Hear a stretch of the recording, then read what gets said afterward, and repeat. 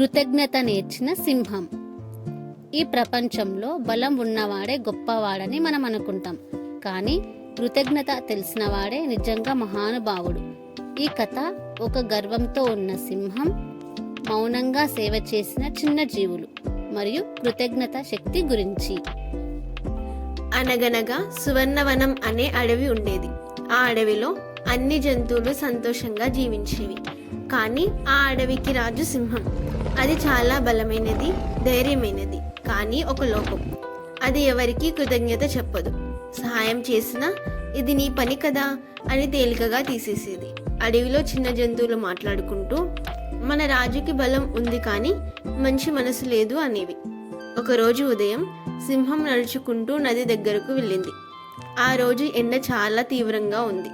నదిలో నీరు తక్కువగా ఉన్నాయి. ఈ అడవిలో నాకేం లోట్లేదు, అన్నీ నాకే సొంతం అని తనలో తాను అనుకుంది. అది నీళ్లు తాగడానికి ముందుకు వెళ్తుండే హఠాత్తుగా భూమి కుంగిపోయి సింహం ఒక పెద్ద గుంతలో పడిపోయింది. ఏం జరుగుతుంది? రక్షించండి, రక్షించండి, కాపాడండి, కాపాడండి, పడిపోతున్నా, కాపాడండి, కాపాడండి అని గట్టిగా అరిచింది. ఆ గుంత లోతుగా ఉంది, బయటకు రావడం అసాధ్యం. ఆ శబ్దం విని ఒక పావురం, ఒక ఉడత, ఒక తాబేలు అక్కడికి వచ్చాయి. మన రాజు, కానీ మనం చిన్నవాళ్ళం, ఎలా రక్షించగలం అన్నది ఉడత. పెద్దవాళ్ళకు సహాయం చేయాలంటే పెద్దవాళ్ళే కావాలా? మన మనసు పెద్దదైతే చాలు అన్నది పావురం. కృతజ్ఞత ఉన్నా లేకపోయినా బాధలో ఉన్న వారిని వదిలేయడం మన ధర్మం కాదు అన్నది తాబేలు. ఎవరైనా ఉన్నారా? దయచేసి నాకు సాయం చేయండి అని కొంచెం భయంతో అడిగింది. అది మొదటిసారి తన గర్వం కరిగి సహాయం అడిగింది. ఉడత చెట్ల నుండి బలమైన తీగలను తెచ్చింది. తాబేలు నది దగ్గరికి వెళ్ళి కొన్ని పొడవాటి కొమ్మలను తెచ్చింది. చిన్న జీవులన్నీ కలిసి ఒక బలమైన తాడుని తయారు చేశాయి. మన శక్తి చిన్నది కావచ్చు, కానీ మన ఐక్యత పెద్దది అన్నది ఉడత. సహాయం చేయడంలో గర్వం అడ్డు రాకూడదు అన్నది తాబేలు. ఈరోజు మనం రాజుని కాపాడితే రేపు అడవి మనల్ని కాపాడుతుంది అన్నది పావురం. ఒకప్పుడు తన బలాన్ని నమ్ముకున్న రాజు ఈరోజు చిన్న జీవుల మీదే ఆశ పెట్టుకున్నాడు. ఉడత, తాబేలు, పావురం కలిసి తయారు చేసిన తాడుని గుంతలోకి నెమ్మదిగా వదిలాయి. రాజా, ఈ తాడును బలంగా పట్టుకోండి, మేమంతా కలిసి మిమ్మల్ని పైకి లాగుతాం అన్నది పావురం.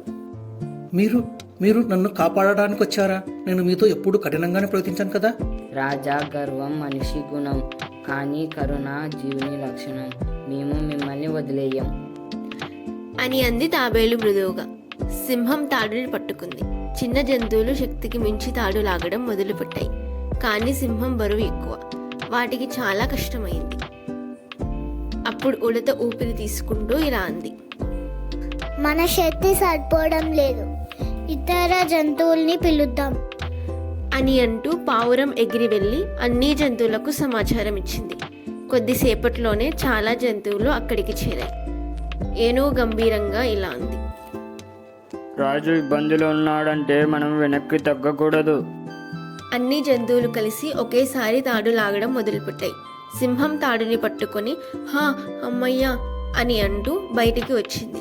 సింహం మట్టిలో పడి కొన్ని క్షణాలు మౌనంగా ఉండిపోయింది. తర్వాత నెమ్మదిగా లేచి తన చుట్టూ ఉన్న చిన్న పెద్ద జంతువుల్ని చూసింది. అందరి కళ్ళు సింహం వైపే చూస్తున్నాయి. అందరి ముఖంలో ఒకటే భావం, రాజా, నీవు సురక్షితంగా ఉన్నావా? అప్పుడు సింహం కళ్ళల్లో నీరు తిరిగాయి. అది మొదటిసారి తల వంచి ఇలా చెప్పింది, మీ అందరికీ నా హృదయపూర్వక నమస్కారాలు. మీరు లేకపోతే ఈరోజు నేను ఉండేవాడినే కాదు. ఉడత ఆశ్చర్యంగా ఇలా అంది, రాజు మనకి నమస్కారం చేస్తున్నారా? అప్పుడు తాబేలు చిరునవ్వుతో ఇదే మార్పు అంటే. అప్పుడు సింహం ముందుకు వచ్చి ఇలా అంది, నేను ఇప్పటి వరకు నా బలం మీదే గర్వించాను, కానీ ఈరోజు మీ చిన్న మనసుల్లో ఉన్న పెద్ద కరుణ నాకు జీవితం ఇచ్చింది. మీ సహాయం నేను ఎప్పటికీ మర్చిపోను. ఇప్పటి నుంచి ఈ అడవిలో ఎవరికైనా సహాయం చేస్తే దాన్ని గౌరవిస్తా. కృతజ్ఞత తెలియని గర్వం ఇక్కడ చోటు ఉండదు. ఆ రోజు నుండి సువర్ణవనం మారిపోయింది. బలం కంటే మంచి మనసే గొప్పదని అందరూ తెలుసుకున్నారు. ఒకరోజు గర్వంగా గర్జించిన రాజు ఈరోజు కృతజ్ఞతతో మాట్లాడే మిత్రుడయ్యాడు. ఆ రోజు తర్వాత నుంచి సింహం పూర్తిగా మారిపోయింది. ముందులాగా ఆజ్ఞలు వేయడం లేదు. ఎవరినైనా పనికి పంపితే ఆ జంతువులు పని చేసిన తర్వాత వాటికి తప్పకుండా ధన్యవాదాలు చెప్పేది. సింహం ఆ విధంగా చెప్పడం చూసి చిన్న జంతువులు ఆశ్చర్యపోయేవి. రాజు మనకు ధన్యవాదాలు చెబుతున్నాడా అని ఒకరినొకరు చూసుకుని సంతోషించేవి. ఒకరోజు అడవిలో పెద్ద తుఫాను వచ్చింది. చెట్లు కూలాయి, పక్షుల గూళ్ళు పడిపోయాయి, చాలా జంతువులకు ఇల్లు లేకుండా పోయింది.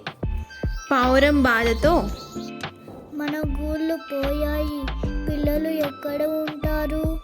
సింహం వెంటనే ముందుకు వచ్చి, ఈ అడవి నా ఒక్కదానిది కాదు, మనందరిది. ఇప్పుడు మనమంతా కలిసి కట్టుకుందాం. ఏనుగులు చెట్లని మోసాయి, కోతులు కొమ్మలను కట్టాయి, ఉడత చిన్న పెద్ద ఆకులను తెచ్చింది, తాబేలు నీటిని తెచ్చింది, పావురం చిన్న పెద్ద పుల్లలు తెచ్చింది, గద్ద పైనుంచి గమనిస్తూ మార్గనిర్దేశం చేసింది, సింహం అందరితో పాటు పనిచేసింది. సింహం చెమటతో నిండిపోయింది, కానీ ముఖంలో ఆనందం. అప్పుడు ఉడత మెల్లగా ఇలా అడిగింది, రాజా, మీరు మా వెంట ఎందుకు పనిచేస్తున్నారు? సింహం చిరునవ్వుతో ఇలా అంది, ఎందుకంటే నన్ను కాపాడినప్పుడు మీరు రాజును చూడలేదు, ఒక ప్రాణాన్ని మాత్రమే చూశారు. ఇప్పుడు నేను కూడా రాజు కాదు, మీ స్నేహితుడిని. ఆ మాటలు విని అడవిలో ఉన్న ప్రతి జీవి కళ్ళల్లో ఆనందం వెలిసింది.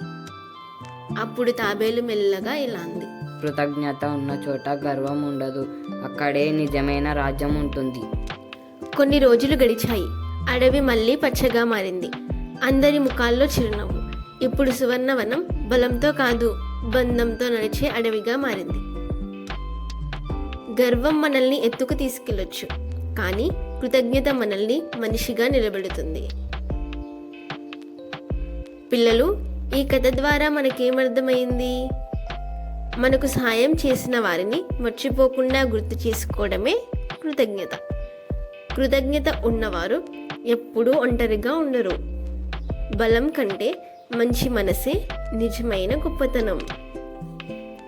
ఈ కథ మీ మనసుకు నచ్చినట్లయితే మీ జీవితంలో ఒకరికైనా ఈరోజు ధన్యవాదాలు చెప్పండి.